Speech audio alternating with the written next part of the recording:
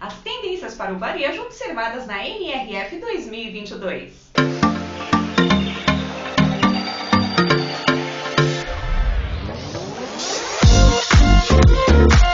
Eu sou Nathalie Gutierrez e este é o tema que nós vamos abordar hoje no Foco no Varejo, canal que tem a proposta de levar a você todos os assuntos relacionados ao varejo do Brasil e do mundo. Mas antes disso, eu gostaria de convidá-la a seguir o canal também no Instagram. Corre lá, Foco no Varejo, e fique por dentro das informações diárias desse setor. Aí deixo o convite aqui também para que você curta e compartilhe este vídeo e se inscreva no canal. Vamos lá!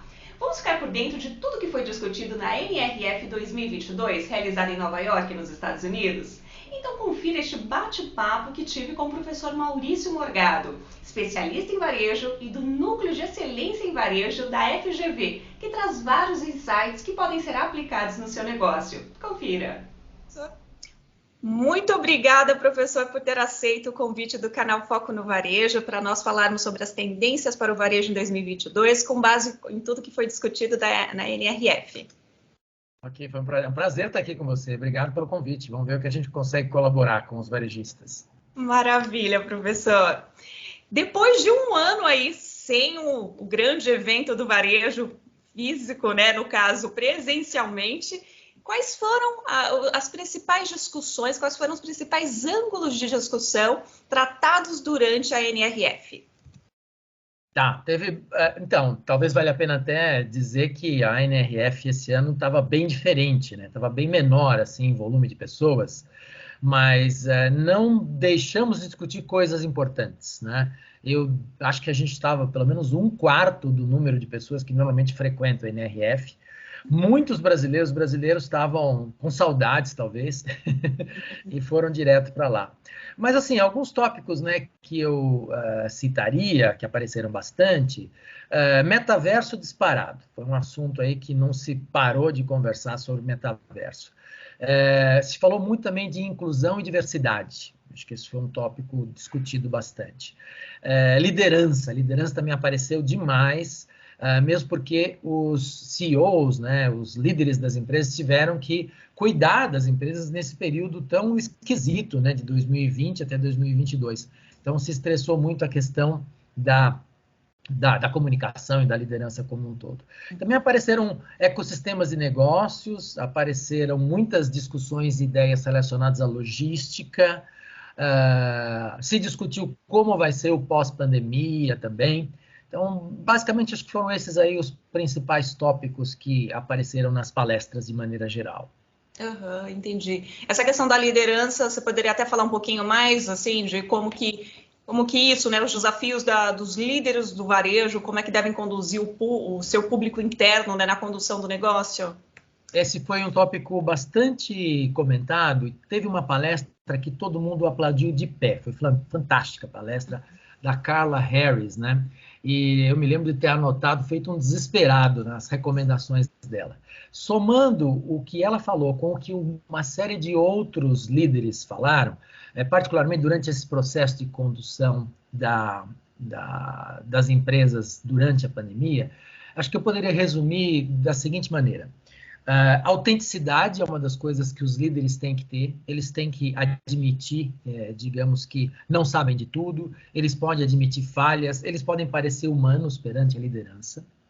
Eles têm também que passar uma noção, uma certa segurança para a equipe, mesmo quando os momentos são muito incertos.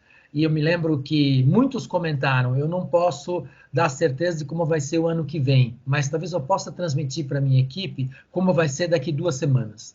E eles passam 2 semanas mais tranquilos, principalmente nesse momento conturbado que a gente viveu. Outra coisa que faz parte desse processo como um todo é a questão da comunicação. As pessoas foram afastadas umas das outras, não tinham mais as reuniões, não tinham mais aquela paradinha para o café, né? Não tinha mais a rádio peão. Então é necessário, e foi necessário, que o líder fomente comunicação entre a equipe, entre a pirâmide organizacional como um todo. Acho que esse é um ponto importante. Então, acho que esses seriam os principais conselhos com relação à liderança.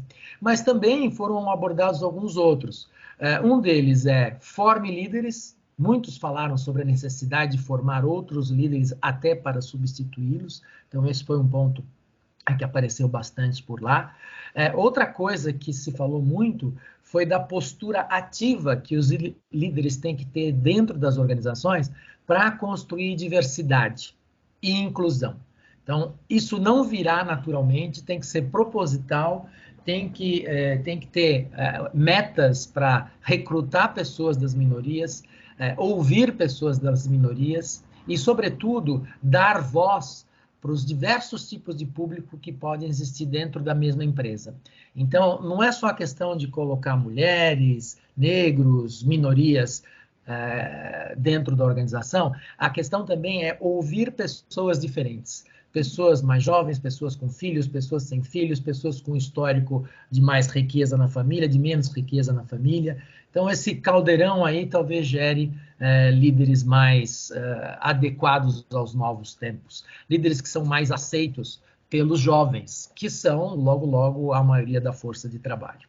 Uhum, com certeza, e até mesmo a mudança, a transformação mesmo entre as gerações dos negócios, né? Porque às vezes os negócios são liderados pelos pais, pelos fundadores, pelas pessoas mais velhas, aí está vindo a nova geração e precisa ter essa transformação, né, de uma forma adequada para que o negócio continue também existente, firme no mercado, enfim, né, que mantenha-se presente. Isso. Perfeito, professor. E aí agora focando mais, indo para a parte mais de tecnologia, tal, essa questão da questão do metaverso, como que isso foi tratado e como que isso pode ser aplicado no varejo, né? Porque a gente fala assim, está muito distante, né? Essa realidade, imagina que vai existir o metaverso, como é que vai ser no caso para o nosso público supermercado, nesse mundo aí, a gente vai ter que comprar um espaço, um terreno e fazer uma ação? Como? Como que isso foi traduzido para o nosso cenário? Então, assim, o metaverso, talvez ele tenha sido, talvez se dê um destaque maior do que realmente merecia, né? Mas como ele foi lançado agora, ele gera muita curiosidade porque também tem um potencial incrível de gerar negócios. Depende de um parque instalado, né? Depende de pessoas. Hoje, pode ser que outra tecnologia apareça, né? De pessoas que estejam utilizando óculos de realidade virtual, depende de pessoas que tenham talvez luvas para sentir os objetos de alguma forma, já se discute vestes em que você pode simular sentimentos, né? O tato.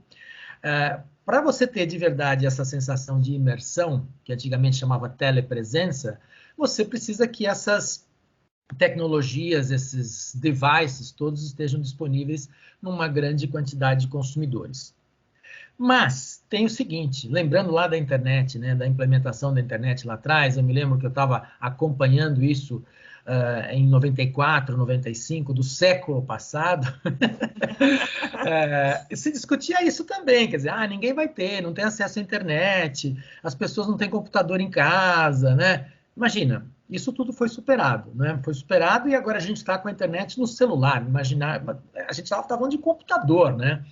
De modem com linha de escada. Então, vai pegar, não vai pegar, vai acabar com o varejo, vai acabar com o varejo, e está aí, continua o varejo funcionando, as mídias cada vez mais poderosas, as redes sociais apareceram, apareceu o celular também. Então, assim, se deu um destaque muito grande para uma coisa que está no começo mesmo. Então, a gente tem que guardar isso em perspectiva. Está no começo. Não é daqui um ano que vai estourar tudo e tudo vai mudar. Mas também se mostrou uma série de iniciativas, particularmente dentro dos jogos. Fortnite, um que chama Roblox. Roblox, exatamente. que eles estão vendendo, por exemplo, vestuário para os avatares digital. Tudo digital, é claro. O avatar é digital, o vestuário também é digital, mas carrega lá a marca da empresa. Você vendeu também itens de luxo, né? Então tem um monte de nomes que apareceram. A Levi's, Louis Vuitton, Forever 21, Adidas, né? Varejistas que entraram nesse mundo aí para experimentar um pouco essa brincadeira. E essas pessoas compraram, particularmente, interagindo com realidade aumentada, né? Em realidade virtual, né? Ou mesmo com as telas dos computadores. Então, esse desejo de aparecer bem socialmente, que todos os humanos têm, vale para o mundo real e também vale para o mundo virtual. Então, eu acho que essa é uma consideração importante, porque não é para ignorar isso. Acho que a gente teria que experimentar essas coisas. Mas eu faria uma ressalva. A primeira ressalva é, para saber um pouco mais sobre o metaverso, converse com seus filhos. Então, todo mundo ouviu a primeira vez sobre o metaverso lá na NRF, e muitas histórias, ontem mesmo 2 pessoas contaram isso. Eu fui conversar com a minha filha, que tinha 15 anos, com o meu filho, que tinha 18 anos, eles já sabiam de tudo isso, né? Não era novidade para eles o metaverso. E o metaverso ficou famoso também por conta do Zuckerberg ter anunciado a mudança do nome da empresa, mas já existia há um tempão na ficção e mesmo no mundo dos games, né? Eu me lembro, meu filho tinha 5, 6 anos, ele era um pinguim dentro de um jogo da Disney, e ele comprava roupinhas para o pinguim. Às vezes ele pedia dinheiro para comprar roupinhas para o pinguim. Isso já existia nesse mundo de criança aí. Se você for para ficção científica, tem muito disso. Em Star Trek tinha lá um negócio que eles chamavam holodeck, em que as pessoas... O nome, olha, holo, de holograma, e deck, que as pessoas entravam para fugir um pouco da monotonia da vida no espaço.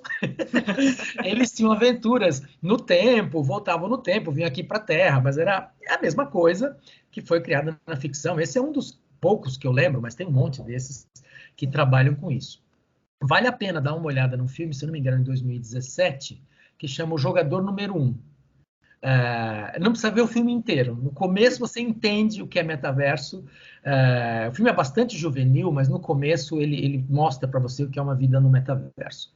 Bom, essa é a primeira ressalva. A segunda ressalva é o seguinte: da mesma forma que aconteceu com a internet lá no passado, eu acredito que o metaverso, se implementado do jeito que seria o ideal, o mais completo possível, vai ter um impacto maior em produtos e serviços que são digitalizáveis, né? Então, se você trabalhar no escritório de arquitetura, por exemplo, numa loja de decoração, você pode apresentar a planta. Imagina você apresentar uma planta e a pessoa olhar a planta, se sentir dentro da casa, né? Caminhar pela casa e ver como é que aquela porta abre, como que vai ficar aquele banheiro perto daquele corredor. Então, são coisas assim que podem revolucionar. No mercado de educação, as reuniões do Zoom poderiam ficar muito mais interessantes caso a gente interagisse com avatares ou mesmo com a própria pessoa, né? Digitalizada, digamos. Então, esses produtos e serviços digitalizáveis, eu acredito que realmente podem sofrer, no bom e no mau sentido, muito com o metaverso. Agora, a partir do momento que você é um varejista que vende produtos físicos, supermercadista, a gente estava brincando, tem que fazer chegar a picanha na casa do consumidor, né? Tem que fazer chegar, sei lá, o leite condensado. Aí a gente pensa que um universo desse tipo pode funcionar como canal. Se eu estou comprando pela internet hoje, se estou comprando pelo celular hoje, por que eu não posso comprar num supermercado virtual no metaverso? Mas esse negócio vai ter que chegar na minha casa. Então ele pode funcionar como canal e também como mídia, né? Eu posso colocar a minha marca nesses mundos, né? Colocar um cartaz sei lá, um outdoor da minha marca num prédio desses em que essas pessoas frequentam virtualmente. Eu acho que essa é a grande distinção. Eu faria sempre um paralelo com a introdução e crescimento da internet no tempo.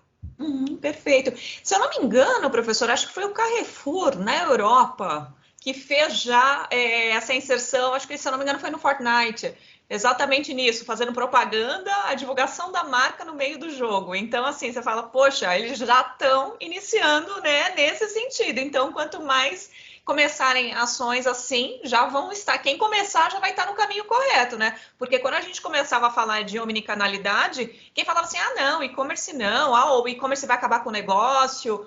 Não, na verdade é uma coisa, acaba agregando a outra e vai fazendo a diferença para a marca, né, que está instituída lá no mercado diante do público. Então, se o público está lá, a empresa também tem que estar, de alguma forma tem que estar, né? E o interessante foi esse ponto que você colocou agora, de ser mais um canal de venda. Então, eu acho que seria um passo adiante, relacionada à omnicanalidade, né, professor? Porque o que a gente fala hoje de omnichannel é isso, do físico está conectado com o online, que está conectado uma coisa com a outra, você compra no digital, vai buscar na loja física, vice-versa, ou entrega. Aí, no caso, você pode estar jogando o seu game, aí você fala assim, opa, peraí, eu vou fazer essa compra aqui que está relacionada aqui, e aí daqui a pouco o produto, né, vai chegar, tem um desafio também da chegada, do last mile e tudo mais, né, mas dentro de X tempo vai estar na minha porta aquele produto que eu comprei. Então, podemos dizer, então, que a gente vai assistir num futuro aí, a médio e longo prazo, esse adendo do metaverso no Omnichannel. Seria mais ou menos isso. É mais uma forma de exercitar esse conceito de omnicanalidade, né? Uhum. Não é, no mundo dos supermercados, não é recente, não é muito recente a ideia de que você poderia comprar usando óculos de realidade virtual. Sim. Vai me falhar o nome, eu tenho que procurar aqui, da empresa italiana que apresentou isso em NRFs de, sei lá, 5, 6 anos atrás, no mínimo. Uhum. E o que era, né? Sem discutir metaverso. Era uma loja virtual com óculos e a consumidora, era uma mulher nesse famoso filme aí que circulou muito, fazia as compras caminhando por corredores, escolhia produtos, ela via gôndolas virtuais com os produtos expostos, da mesma forma que um supermercado hoje apresenta os produtos, e ela colocava no carrinho. Pagava no caixa, então ela fazia todo esse processo, digamos, virtualmente, caminhando por um supermercado virtual. Depois, é claro, a mercadoria era entregue para a casa dela.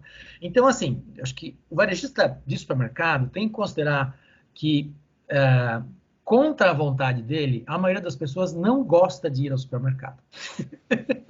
Então, assim, mas eu capricho tanto na loja, faço bonito, boto cheirinho de pão, distribuo café, mas eu não quero ir para o supermercado, a maioria dos consumidores diz, né?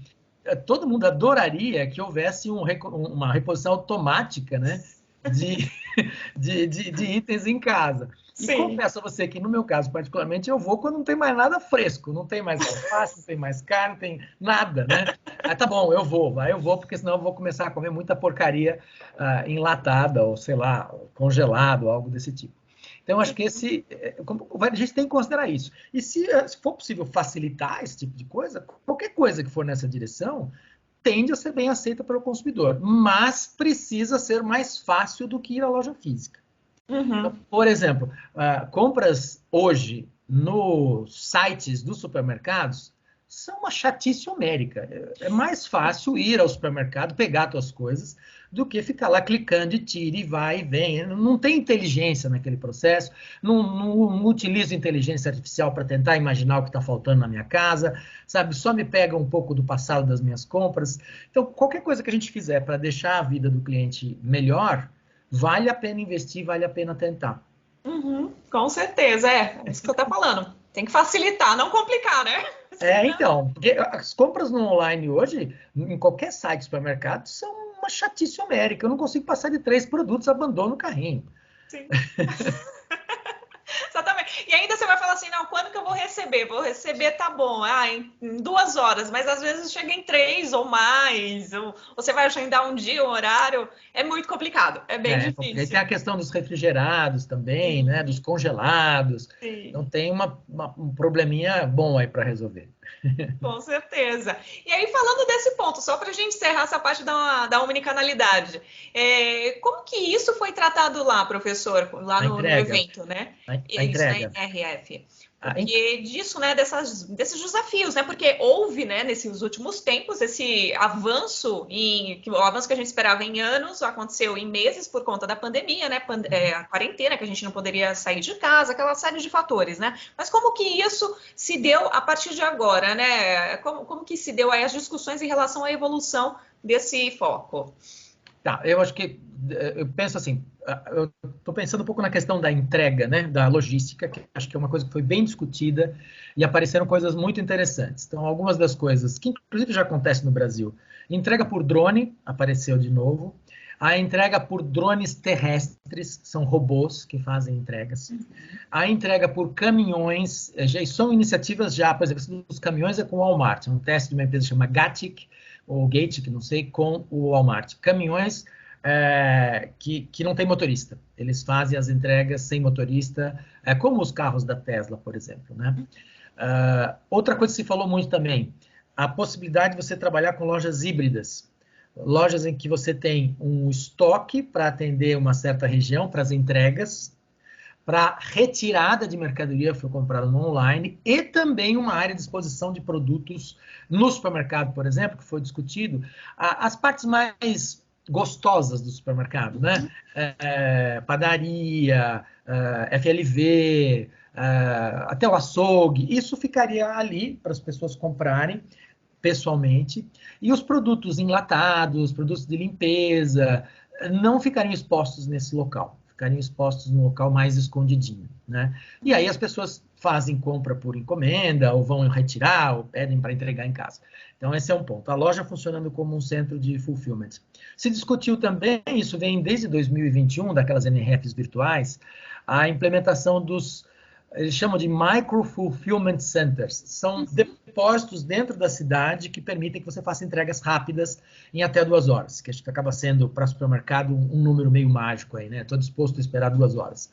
Então, acho que é por aí. Então, essas iniciativas são iniciativas que poderiam ajudar um pouco nessa parte da entrega mesmo, né? Do famoso last mile, lá para fazer a mercadoria chegar na casa do cliente. Então, nessa linha se discutiram esses tópicos que eu me lembro assim. Sim, nossa, mas é bem interessante isso, né? Porque aí você faz a loja muito mais um espaço agradável, né? Da experiência de compra. A pessoa fica lá realmente mais experimentando aquela questão, é o pãozinho, é a verdura que ela vai escolher, né? Que precisa mais contato, né? Precisa mais visualização, precisa de uma escolha melhor. E aquele produto de limpeza, aqueles itens que são iguais em todo lugar, ela compra e depois ela vai receber. Então, isso não tem problema nenhum, facilita muito mais. E o espaço, o metro quadrado da loja e o metro da gôndola, né, das prateleiras, é muito melhor ocupado. O resultado é final, no final é bem melhor, né? Os produtos que dão mais imagem, né? O frescor dos produtos, a beleza dos produtos, né?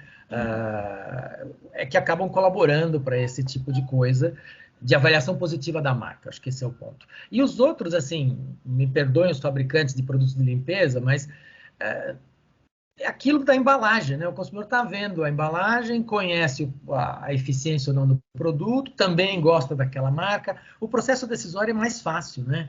Sim. Agora, mamão, que coisa mais complicada que achar mamão do jeito que você quer, é muito complicado. Então, oferecer isso de maneira remota para o consumidor, né? Sim, então, sim. É mais difícil que a gente pode pensar. Também, só pegando carona aí, né? Eles falaram muito também, apresentaram como solução, essas lojas autônomas, viu? As lojas autônomas tipo Zite, tipo Hirota, que tem feito, ou Amazon Go, né? Que fez uma iniciativa muito bacana junto com a Starbucks. São alternativas discutidas e relativamente bem aceitas pelos consumidores. Tem uma pesquisa, eu até estou olhando aqui enquanto eu falo com você, que foi apresentada pela WD Partners para verificar a aceitação desses novos jeitos de entregar, tá? Então, o novo jeito de entregar e de fazer lojas mais aceitos seria aquele que eu mencionei, o tal do Dark Store. Metade das pessoas consultadas, né, gostam dessa ideia. Né? Então, a maior avaliação que eles tiveram. Usariam essa ideia, 50% das pessoas. Aí tem outros que estão meio na metade da aceitação, que é o pop-up. Pop-up, essas lojas tipo Hirota, tipo Zite, né? Tem uma aceitação razoável. As lojas Guide Shop também tem uma aceitação razoável. Tipo Amaro, né? Que você vai lá ver os produtos e depois ele é entregue na tua casa pela internet, também é bacana.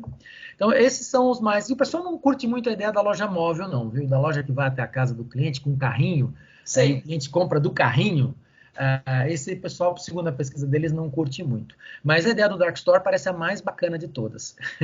Com certeza. Não, e facilita, né? Facilita, claro. Porque, né, todo o processo de entrega é bem mais prático, né? Não, você passa com o carro, pega a tua caixinha e vai embora, né? Sim, sem dúvida. Você não precisa do ponto de venda, nada. Recentemente eu passei férias no Uruguai e lá tem uma loja, uma rede muito famosa que chama Tienda Inglesa, tradicional na região, e eles fizeram uma loja próximo, na região de Praia, em José Inácio, em que é apenas uma loja para você fazer o pick-up. Então, você vai lá, você faz a compra, tal, aí vem, eu entrevistei o rapaz, as mercadorias vêm da loja maior, que ficam em outra cidade, e aí pronto, aí você fala assim, tá bom, eu vou retirar daqui a 3 horas aí. Então, eu vou lá, pronto. Aí tem toda a comunicação que é da loja, é da rede, mas não é uma loja para você ir lá e ficar percorrendo o corredor. Não, é só para retirada. Então, é bem esse conceito, é bem interessante. Como são os supermercadistas do seu público, acho que vale a pena contar uma iniciativa do Walmart nos Estados Unidos. As pessoas pagam $20 por mês, tem uma compra mínima, e precisam comprar uma fechadura eletrônica na casa. Com essa fechadura e com câmeras, você pode acompanhar a entrega do Walmart na sua casa. A mercadoria pode ficar na garagem, se você autorizar, chegam caixas com a mercadoria que fica na sua garagem. Ou eles põem na sua geladeira. E você pode acompanhar esse processo todo. Era um piloto do Walmart há um tempo atrás, agora é um projeto que está no ar, está funcionando lá nos Estados Unidos. Poxa, que bacana. Eu lembro desse piloto, eu lembro. Sim, se falou muito, mas eles colocaram no ar. Quando? No meio da pandemia. No meio da pandemia, vamos colocar isso no ar. Aí eles se preocupam, né, em colocar luvas, em toda a questão da higiene lá, por conta da pandemia, também é trabalhada na comunicação desse produto. Perfeito, ótimo. E, professor, agora falando no varejo físico, né? A gente já está caminhando aqui para a reta final da nossa conversa. Como é que o formato tradicional de negócio foi tratado lá? Porque a gente fala bastante dessas tendências, né? Que envolvem muita questão de tecnologia, envolvem muita questão de mesmo inteligência artificial, né? Para poder desenvolver toda essa ação. Mas e o varejo físico? De que forma ele tem os seus desafios pela frente, né? Como que a gente pode falar? Eu acho que assim, já não faz sentido, acho que a grande conclusão dessas últimas NRFs, não faz sentido você falar em varejo só físico, né? O varejo tem que estar tão integrado, até quando surgiu o termo omnicanalidade, era para dar conta dessa ideia, né? Então a loja funciona e deve funcionar como, obviamente, lugar para expor as mercadorias, para resolver a vida do cliente, mas integrado totalmente a esse mundo online. Eu estou me lembrando de um caso, não é exatamente de um supermercadista, é da Bed Bath & Beyond, que é uma loja enorme, que tem cama, mesa, banho, cozinha, eletrodomésticos, assim, geladeira, muito legal, gigantesca. A loja continua existindo, porque é até gostoso passear numa loja dessa. Mas como é que eles integraram na loja nova, reformada, né? Eles fizeram uma área enorme de self-checkout, muito grande, você tem mais caixas de self-checkout do que caixas tradicionais, assistidos, uma área enorme de retirada de mercadoria, construir um aplicativo que te permite fazer compras sem passar pelo caixa, que te permite, você escaneia o teu produto, vai embora com o liquidificador embaixo do braço, pelo celular. Você, através desse aplicativo, também pode dizer, cheguei na loja, vim retirar o produto que eu comprei online, na área de retirada de mercadoria. Você pode também receber cupons e ofertas, né? Porque aí tem um programa de relacionamento com o consumidor dentro desse aplicativo. Então, a loja está lá, está servindo, é linda, gostosa, mas tem toda uma integração do online com o offline. Então, acho que a gente não consegue mais pensar em lojas que não façam esse papel de online com offline. Outras, em outros mercados, estão fazendo transmissões direto, estão fazendo transmissões para a internet, né? Aquele, como é que chama? Live streaming. Estão fazendo live streaming de dentro da loja. E para divulgar produtos e para personalizar atendimento. Eu posso personalizar o atendimento, atendendo, que nem a gente está conversando aqui, um a um, dependendo do ramo de atividade, claro, sobre conselhos de moda, sobre, num caso que eu estou lembrando agora, personalização de um batom. Então, as pessoas constroem o batom com a cor que querem. No online, depois elas recebem a encomenda, mas é um ticket mais carinho, né? Esse batom, o mínimo dele é $60, né? Um batom. Mas é o seu batom, é personalizado, você vai comprar de novo, chama Bite Lip Lab, o nome dessa loja. Então, são lojas que tem que mudar. Ficar naquele esquema de só o físico não tem como conversar com o consumidor de hoje, particularmente com os jovens que virão. Com certeza, com certeza. Há algum tempo eu escrevia bastante sobre os milênios, como se tivesse uma coisa ainda chegando. Já chegou e pronto, daqui a pouco tá as outras gerações gerações aí que eu falo assim, nossa, quem nasceu no ano 2000 já tem 22 anos. Eu falo, caramba, como é que pode, né? A meninada já tá aí a todo vapor e já são os consumidores, né? Então... É engraçado que agora tudo tem nome, né? Mas há um tempo atrás simplesmente eram os jovens. Então, Isso. os jovens. Então, esses estão assumindo posições no mercado de trabalho, né? Estão ganhando dinheiro, têm Sim, vontades e desejos que tipicamente os jovens têm, que são diferentes dos mais velhos. Isso sempre foi assim, né? sim, Mas agora normal. eles chamam millennials, tudo bem. Com certeza, com certeza. Mas é isso, né? E tá totalmente antenado, né? Aí entra na loja, já conecta o celular e já vê, aí fala assim, não, é isso, eu quero, não quero, para que eu vou pegar fila? Não, já vai no self-checkout. Às vezes, outro dia mesmo, eu fui ao supermercado, aí assim, só tinha um checkout funcionando e tinha assim, só que eu tava com uma compra grande, eu tive que passar no checkout normal. Só que aí tinha os self-checkouts, tinha, sei lá, meia dúzia de self-checkouts, e aí tinha uma moça com 2 produtos atrás de mim, lá atrás de mim, e eu tava com o carrinho cheio. Aí, na hora que eu virei, aí uma outra moça já falou pra ela assim, não, moça, você só tá com isso, vai lá, né? Aí eu falei, olha só, as pessoas não têm esse conceito ainda, né? Mas a galera jovem já tá antenada, então... E estão preparadíssimos para assumir o metaverso. Se existir metaverso de verdade, como se propõe, esses serão os primeiros a embarcar, como foram os primeiros a embarcar na internet. Os primeiros a embarcar nas redes sociais, é sempre assim. Sim, com certeza. Perfeito, professor. Muito obrigada pela conversa. Foi um prazer falar contigo novamente, depois de bastante tempo. Prazer foi meu, Nathalie. Conte sempre com a gente.